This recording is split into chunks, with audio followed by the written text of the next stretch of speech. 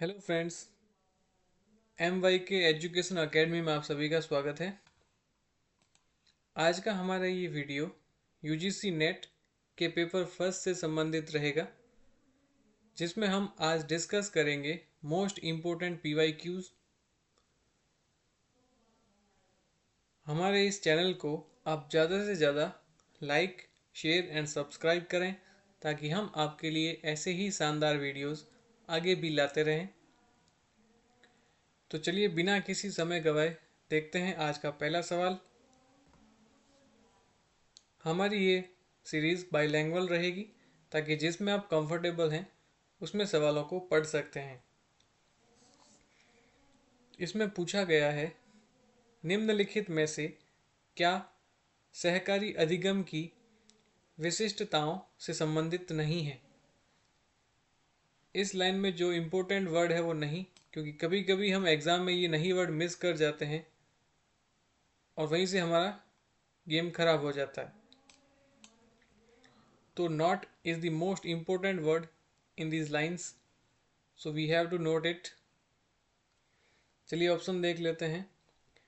अच्छे अधिगम और सामाजिक कौशल को विकसित करने वाले अनुभव, ये बिल्कुल सही ऑप्शन है। विद्यार्थी समूह में अत्यधिक कार्य से दबे हुए महसूस करें, यानी इसमें ये बताया गया है कि पर्टिकुलर स्टूडेंट्स पे काफ़ी लोड रहता है इस अधिगम में, तो ये एक नेगेटिव पॉइंट है। तो ये बिल्कुल ऑप्शन करेक्ट हो सकता है। अगले ऑप्शंस देख लेते हैं। विद्यार्थियों के साथ सकारात्मक संबंध निर्माण, बिल्कुल ये भी पॉजिटिव पॉइंट है। एक दूसरे को व्यक्तिगत ध्यान व सहायता देना, तो ये A1, 3 और 4 जो है वो पॉजिटिव पॉइंट है। तो ऑप्शन 2 जो है वो इसके लिए करेक्ट आंसर है, क्योंकि ये अकेला ही नेगेटिव पॉइंट इसमें दिख रहा है। अगला सवाल है, विद्यार्थी सीखते एक साथ है परंतु निष्पादित अकेले करते हैं, सिद्धांत निम्न में से किसका उदाहरण है। The principle students learn together but perform alone is an example of. Options है individual accountability, positive interdependence, face to face interaction या फिर ग्रुप प्रोसेसिंग। इसका जो करेक्ट आंसर है वो है इंडिविजुअल अकाउंटेबिलिटी या फिर व्यक्तिगत दायित्व। अगला सवाल मैच दी फॉलोइंग से संबंधित है। इसमें एक साइड आपको मॉडल्स दिए गए हैं और दूसरा इनका डेवलपर जो है उनसे मैच करना है। तो पहला मॉडल है पॉजिटिव इंटरडिपेंडेंस। ये डेविड जॉनसन का मॉडल है। ए में सेकंड देखिए, एग्ज़ाम में अगर हमें एक भी ऑप्शन करेक्ट याद है तो हम उसके बेसिस पे सवाल को सही कर सकते हैं, क्योंकि देखिए ए में सेकंड ओनली ऑप्शन 2 में है, तो हम इसको डायरेक्ट ही कर सकते हैं कि यही सही आंसर है। अब हम आगे भी देख लेते हैं, क्योंकि अगर एग्ज़ाम में ऐसा वापस सवाल आया तो हमारे ऑप्शंस गलत ना हो। तो आगे मैच कर लेते हैं। स्ट्रक्चर्ड इंक्वायरी, जो मॉडल है वो है रॉबर्ट स्लाविन का। रोल प्लेइंग, ये है फैनी सेप्टेल का। फिर है जूरिस्प्रूडेंशियल इंक्वायरी, ये है Donal Oliver and James shower का। ये आप नोट डाउन कर लें, काफ़ी इंपॉर्टेंट मॉडल्स हैं। अगला सवाल है, which of the following methods are learner centered teaching methods. ये ऑप्शंस दिए गए हैं, इनमें से कौन सा लर्नर सेंटर्ड टीचिंग मेथड्स हैं।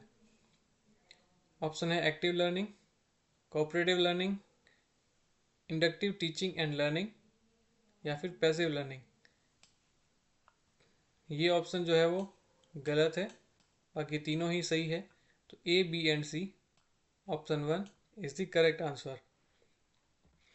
हिंदी में भी दिया गया है, निम्नलिखित में से कौन सी विधियाँ प्रशिक्षु केंद्रित अध्यापन विधियां हैं। ऑप्शन है क्रियाशील अधिगम, सहकारी अधिगम, आगमनात्मक अध्यापन व अधिगम, निष्क्रिय अधिगम। तो ऑप्शन डी जो है वो ये गलत है, बाकी तीनों ही सही है। तो A, B and C is the correct answer. अगला सवाल है जिसमें हमें इसको एक सीक्वेंस में लगाना है। पहले हम सवाल को देख लेते हैं। Various kinds of thinking are enhanced by particular models of teaching. Concept formation is one such model which trains to solve problems inductively. Identify the correct sequence of stages for concept formation. तो हमें इसमें concept formation के जो stages हैं उनको sequence में लगाना है। तो चलिए देख लेते हैं। सबसे पहले हम आइडेंटिफाई करेंगे कि प्रॉब्लम या फिर टॉपिक क्या है। तो बी जो है वो नंबर 1 पे आएगा। उसके बाद हम इनमरेटिंग करेंगे, enumerating the data relevant to topic और प्रॉब्लम। तो ये जो है वो सेकंड पे आएगा। Then we will grouping, option A जो है इसका थर्ड पे ये आएगा। Grouping items into categories with common attributes of members, ये थर्ड पे आएगा। फिर जो लास्ट बचता है डेवलपिंग लेबल्स फॉर कैटेगराइजिंग, तो ये जो है वो फोर्थ पे आएगा। तो बी और डी इसमें कंटिन्यूसली है, तो ये हमारा करेक्ट आंसर रहेगा बी, डी, ए एंड सी। चलिए हिंदी में भी अपन देख लेते हैं। अध्यापन के विशिष्ट मॉडलों से विविध प्रकार के विचारों में वृद्धि होती है। संकल्पना रचना ऐसा एक मॉडल है जो आगमनात्मक रूप से समस्या समाधान का प्रशिक्षण देता है। संकल्पना निर्माण के चरणों के सही क्रम की पहचान कीजिए, जिसमें हम सबसे पहले विषय या समस्या की पहचान करते हैं, 1 नंबर पे ये आएगा। फिर हम विषय या समस्या से संगत आंकड़ों की गणना करते हैं, 2nd नंबर पे ये आएगा, ऑप्शन डी। फिर मदों को सदस्यों के समान गुणों को श्रेणियों में रखा जाता है, ऑप्शन 3rd। ए जो है वो 3 नंबर पे आएगा। और लास्ट जो है श्रेणियों के लिए लेबल विकसित करना, ये ऑप्शन 4 पे आएगा। तो ऑप्शन 3rd जो है वो इसका करेक्ट आंसर है, बी, डी, ए एंड सी।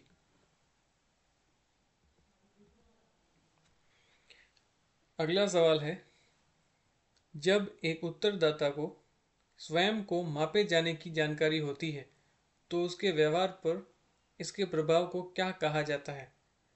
यानी इसमें उत्तरदाता को पता होता है कि ये इसके स्वयं के बारे में एक मेजरमेंट किया जा रहा है। इंग्लिश में हम पढ़ लेते हैं, when a respondent is aware of being measured then its effect on his behaviour is identified as. तो इस प्रकार के बिहेवियर को क्या कहा जाता है। ऑप्शंस हैं self consciousness, reactivity, artificiality, identity effect. Hindi में है आत्मचेतना, प्रतिक्रियात्मकता, कृत्रिमता, तादात्म्य प्रभाव। इसका जो करेक्ट आंसर है वो है रिएक्टिविटी या फिर प्रतिक्रियात्मकता। अगला सवाल है,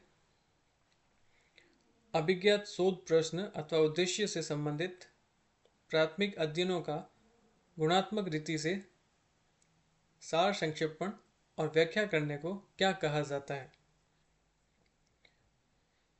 summarising and interpreting primary studies related to the identified research questions or objective in a qualitative manner is called। Options हैं qualitative review, realistic review, narrative review और मेटा रिव्यू। इसका जो करेक्ट आंसर है वो है नरेटिव रिव्यू या फिर वृत्तांत पुनरीक्षा। अगला सवाल है, which of the following techniques are used to control extraneous variables in research. तो रिसर्च में निम्न में से किन का उपयोग नहीं लिया जाता। या फिर किनका लिया जाता है, इसमें नहीं पूछा गया, नॉट इसमें एडेड नहीं है, तो हमें पॉजिटिव पॉइंट्स इसमें ढूंढने हैं। तो ऑप्शन है चेंज ऑफ इंस्ट्रूमेंट। तो इंस्ट्रूमेंट को बदलने से रिसर्च में कोई फ़र्क नहीं पड़ता, तो ये जो है एक नेगेटिव पॉइंट है, तो इसको हम पहले ही एलिमिनेट कर लेते हैं। फिर है रेंडमाइजेशन, तो ये इसका ऑप्शन हो सकता है। फिर है मैचिंग, ये भी हो सकता है। रिमूविंग वेरिएबल्स, ये भी इसका ऑप्शन हो सकता है। Changing the research method, research के मेथड को बदलने से उसमें कोई खासा फ़र्क नहीं पड़ता, तो ए एंड ई जो है वो इसको हम एलिमिनेट कर लेते हैं, और बाकी जो तीनों बचे हैं वो पॉजिटिव पॉइंट्स है, तो ये इसके आंसर हो सकते हैं, और यही आंसर है B C and D. B C and D जो है वो ऑप्शन 2 में है, तो option 2 is the correct answer. Hindi में शोध में असंगत चरों को नियंत्रित करने के लिए निम्नलिखित में से कौन सी तकनीकों का प्रयोग किया जाता है? ऑप्शन है उपकरण का परिवर्तन, यादृच्छिकरण, मिलान करना, चरों को हटाना, शोध विधि को परिवर्तित करना। तो इसका जो करेक्ट आंसर है वो है B C and D, option second.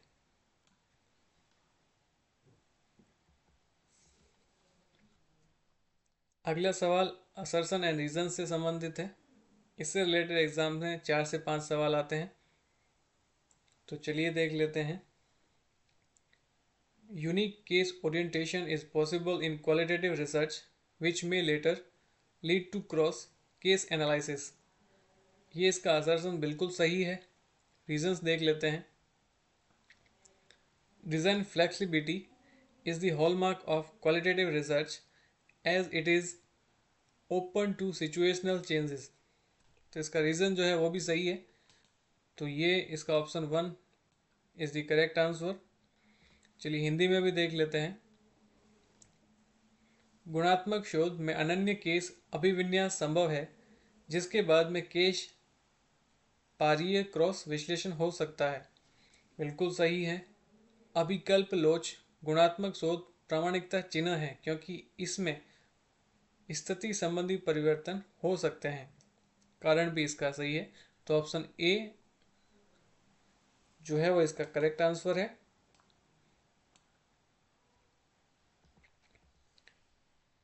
अगला सवाल है this is me aspect of communication reflects. संप्रेषण का यह मैं हूं पहलू क्या प्रदर्शित करता है? ऑप्शंस है द ऑडियंस प्रेफरेंस, सेकंड है the speakers personality, the ego centric attitude, the low level of confidence. तो इसका जो करेक्ट आंसर है वो है स्पीकर्स पर्सनैलिटी। ये वक्ता के व्यक्तित्व को दर्शाता है, तो option second is the correct answer. The golden rules that communicators should follow are. Communicators को कौन कौन से रूल फॉलो करने चाहिए?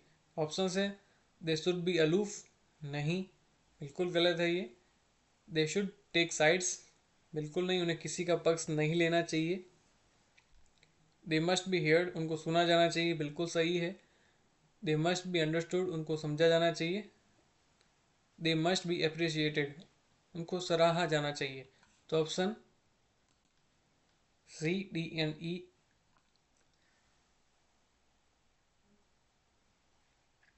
तीनों ही सही है। ये किस में आ रहे हैं? ऑप्शन 4 में। Then option 4 is the correct answer. Hindi में देख लेते हैं। सम प्रेक्षकों को जिन सुनहरे नियमों का पालन करना चाहिए वे हैं। उन्हें विलग होना चाहिए, बिल्कुल नहीं। उन्हें कोई पक्ष लेना चाहिए, ये भी गलत ऑप्शन है। उन्हें सुना जाना चाहिए, उन्हें समझा जाना चाहिए, उन्हें सराहा जाना चाहिए। तो तीनों ही ऑप्शन इसके करेक्ट हैं, सी डी एंड ई, जो कि ऑप्शन 4 में है। तो ऑप्शन 4 ही इसका सही उत्तर है। अगला सवाल है the sequence of elements in a classroom speech is. तो इन्हें एक करेक्ट ऑर्डर में हमें सीक्वेंस में लगाना है।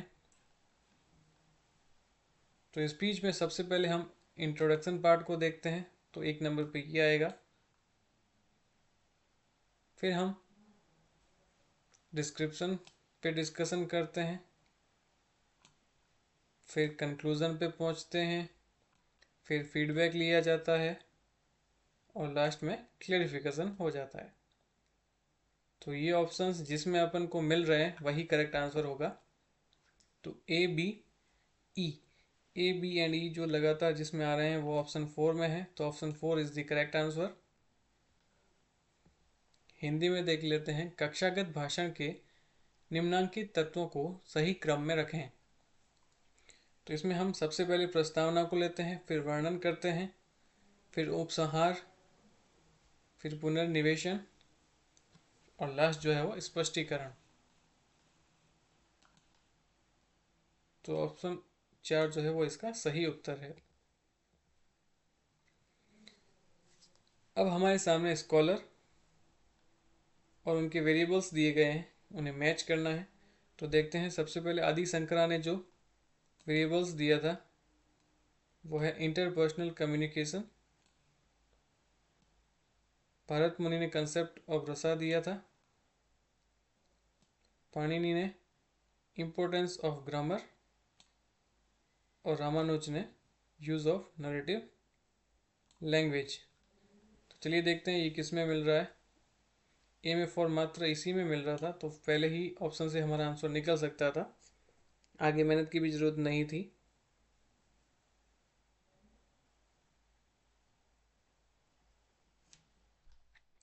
चलिए अगला देख लेते हैं, ये हिंदी में दिया गया है तो इसमें भी हम मैच कर लेते हैं। आदि शंकरा जो है वो अंतर्वैयक्तिक संप्रेक्षण, भरत मुनि रस की अवधारणा, पाणिनि व्याकरण का महत्व और रामानुज जो है वो देसी भाषा का प्रयोग इनके लिए प्रसिद्ध है। Option 1 is the correct answer. अगला स्टेटमेंट्स दिए गए हैं जिसमें हमें पता लगाना है कि कौन सा सही है कौन सा गलत है, या फिर दोनों सही है या दोनों गलत है। There is a greater stress laid on the material aspect of interference by the exponent of Nyaya system. बिल्कुल ये कथन सही है। There is a greater stress laid on the format aspect of the सिलोगोसिस एक्सप्रेशंस इन वेस्टर्न लॉजिक। ये भी option सही है। न्याय पद्धति के व्याख्याता द्वारा अनुमान के भौतिक पहलुओं पर अधिक बल दिया जाता है। बिल्कुल सही है। पाश्चात्य तर्क में न्याय की अभिव्यक्ति के आकाराकी पहलू पर अधिक बल दिया जाता है, तो इसमें दोनों ही कथन सही है। Option 1 is the correct answer. ये फुल फॉर्म से संबंधित है और एग्जाम में इससे रिलेटेड हर बार एक या दो सवाल देखने को मिलते हैं जिसमें आईसीटी की फुल फॉर्म्स पूछी जाती है। तो ASCII का फुल फॉर्म है American standard code for information interchange. Option 4 is the correct answer. बहुत जल्द हम एक ऐसा सेशन लाएंगे जिसमें most important full forms ICT के डिस्कस करेंगे, जो आपके लिए काफ़ी हेल्पफुल रहेगा एग्जाम में। अगला सवाल है, अ reputed company employed mister Harsh to manage and maintain their networking architecture and wide area connectivity. Which of these best describe his job profile? अब नेटवर्किंग से संबंधित काम देखने वाले को सीधी सी बात है नेटवर्किंग इंजीनियर ही बोलेंगे। प्रोग्रामर तो बोल ही सकते क्योंकि वो कोई प्रकार का प्रोग्राम लॉन्च या डेवलप नहीं कर रहा है या कोई सॉफ्टवेयर लॉन्च नहीं कर रहा है। आर्किटेक्ट मकान बनवा नहीं रहा है, वास्तुकार है नहीं, और वेब डिज़ाइनर ये किसी वेबसाइट का डिज़ाइन नहीं कर रहा है या वेब डिज़ाइनर नहीं है। तो option 3 is the correct answer. अगला सवाल है, ऑपरेटिंग सिस्टम किसी विशिष्ट एप्लीकेशन के संचालन के लिए आवश्यक प्रोग्रामों का सेट होता है। तो किसी विशिष्ट प्रोग्रामों के संचालन के लिए एप्लीकेशन सॉफ्टवेयर काम में आता है, ऑपरेटिंग सिस्टम काम में नहीं आता, तो ये ऑप्शन जो है वो गलत है। चलिए अगला देख लेते हैं, हार्डवेयर कंप्यूटर के भौतिक और मूर्त भागों को दर्शाता है। बिल्कुल सही बात है। Hardware represents the physical and tangible parts of computer. तो option 2 is the correct answer. First जो है वो गलत है। इसमें देख लेते हैं, फर्स्ट असत्य लेकिन दूसरा सत्य है। Option 4 is the correct answer. अगला सवाल है multimedia files are the documents that contain a confirmation of. Multimedia file में निम्न में से कौन से डॉक्यूमेंट्स होते हैं? तो टेक्स्ट होता है, फोटोग्राफ होता है, वीडियो होता है। कंप्यूटर में हम इन सब चीज़ों को देखते हैं, तो कंप्यूटर इसका ऑप्शन बिल्कुल नहीं है, तो कंप्यूटर को हम एलिमिनेट कर सकते हैं इसमें से। और ऑडियो भी इसी का पार्ट है, तो A B C and E जो है वो ऑप्शन सेकंड में मिलता है, तो second is the correct answer. अगला सवाल है पर्यावरण संरक्षण अधिनियम 1986 निम्नलिखित में से किस सम्मेलन में पर्यावरण के संरक्षण और सुधार हेतु उचित कार्रवाई करने के लिए भारत की प्रतिबद्धता का परिणाम था? यानी हम कह सकते हैं कि निम्न में से किस सम्मेलन के जो फैसले, नियम, कानून जो है वो भारत ने पर्यावरण संरक्षण अधिनियम में उपयोग में लिए हैं? तो इसका जो करेक्ट आंसर है वो है ऑप्शन 4 मानव पर्यावरण पर संयुक्त राष्ट्र सम्मेलन स्टॉकहोम 1972। ये इसका करेक्ट आंसर है।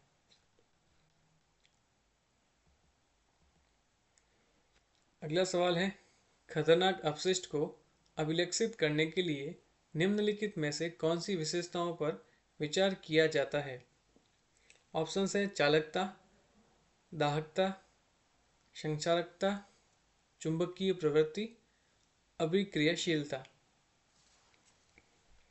तो इसमें जो करेक्ट आंसर है वो है दाहकता, संक्षारकता और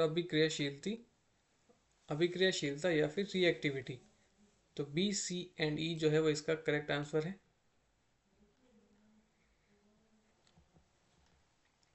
अगला सवाल है अर्धचालक के रूप में फोटोवोल्टिक सेल्स में प्राय प्रयुक्त होने वाले बहुक्रिस्टलाइन या फिर पॉलीक्रिस्टलाइन सिलिकॉन है। ऑप्शंस है भिन्न अभिविन्यास वाले भिन्न भिन्न क्रिस्टल्स, समान अभिविन्यास वाले भिन्न भिन्न क्रिस्टल्स, क्रिस्टल सिलिकॉन को अनाकार सिलिकॉन से परावर्तित होकर बना हो, या फिर प्रयोगशाला में विकसित किए गए क्रिस्टल सिलिकॉन। इसका जो करेक्ट आंसर है वो है ऑप्शन 1 भिन्न भिन्न विन्यास वाले क्रिस्टल्स।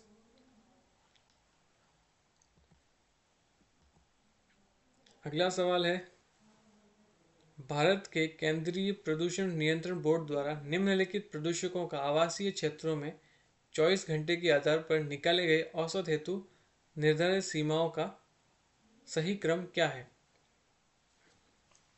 तो इसका जो सही क्रम है वो है सबसे पहले PM10 आएगा, फिर आता है SOX2, फिर आता है PM2.5 और लास्ट पे है PB। तो ये ऑप्शन में मिलता है ऑप्शन 4 में, तो option 4 is the correct answer.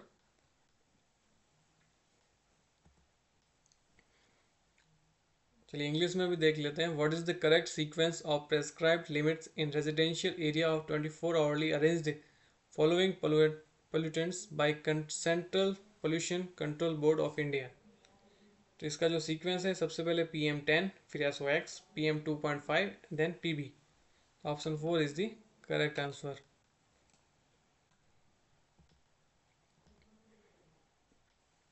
अगला सवाल है निम्नलिखित में से क्या UGC का उत्तरदायित्व नहीं है?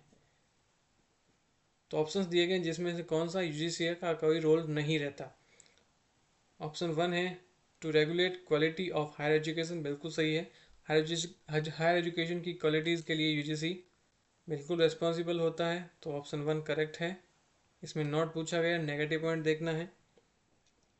To maintain discipline in campus of institutions of higher education, बिल्कुल नहीं। डिसिप्लिन को मेंटेन करने के लिए लोकल लेवल के कैंपस का रोल रहता है, तो ऑप्शन सेकंड जो है वो इसके लिए करेक्ट रहेगा। आगे ऑप्शंस देख लेते हैं। To fund research projects of faculty, तो ये भी सही ऑप्शन है, नेगेटिव नहीं है। To suggest model curriculum to the universities, ये भी सही है। तो 1, 3 एंड 4 इसमें यूजीसी का रोल रहता है। ऑप्शन सेकंड में यूजीसी का कोई रोल नहीं रहता। अगला सवाल देख सकते हैं। इसमें व्यक्ति दिए गए हैं, उनके क्षेत्रों से इनका मिलान करना है। ऑप्शन फर्स्ट है रविंद्रनाथ टैगोर, जो कि साहित्य से संबंधित है, तो ऑप्शन ए में सेकंड रहेगा। एस चंद्रशेखर, जो कि भौतिकी से संबंधित है। मंजुल भार्गव, गणित से संबंधित है। और अमर्त्य सेन जो है वो एक अर्थशास्त्री है। तो ऑप्शन 1 जो है वो इसके लिए करेक्ट है। ए में सेकंड, बी में फर्स्ट, सी में फोर्थ एंड डी में थर्ड।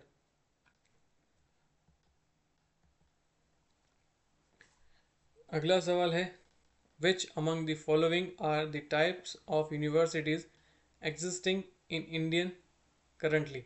भारत में निम्नलिखित में से कौन सी यूनिवर्सिटी जो है वो विद्यमान है। भारत में डीम्ड यूनिवर्सिटी है, सेंट्रल यूनिवर्सिटी है और प्राइवेट यूनिवर्सिटी भी है।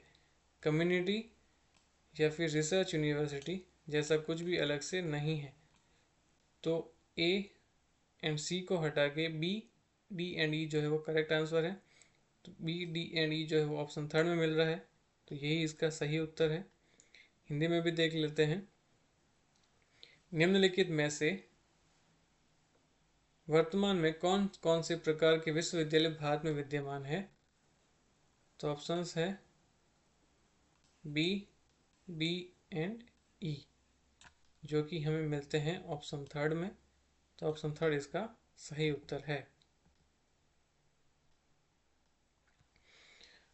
और आज के लिए आखिरी सवाल, जो कि कथन दिए गए हैं और सही का चुनाव करना है। तो देख लेते हैं। भारत में आधुनिक विश्वविद्यालयों की स्थापना सर्वप्रथम औपनिवेशिक काल में हुई थी, बिल्कुल सही है। दूसरा है ब्रिटानी सरकार की भारत में उच्च शिक्षा संस्थानों के विस्तार में वास्तव में रुचि थी, बिल्कुल गलत बात है, उनकी कोई रुचि नहीं थी। तो ऑप्शन 1 जो है वो करेक्ट है इसका, और ऑप्शन सेकंड जो है वो रॉन्ग है।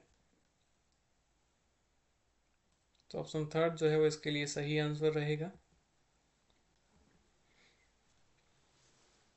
हम आपके लिए ऐसे ही वीडियोज आगे भी लाते रहेंगे, और हमारे इस चैनल को आप ज़्यादा से ज़्यादा लाइक, शेयर एंड सब्सक्राइब करें, ताकि हम बहुत जल्द आपसे मिलते रहें।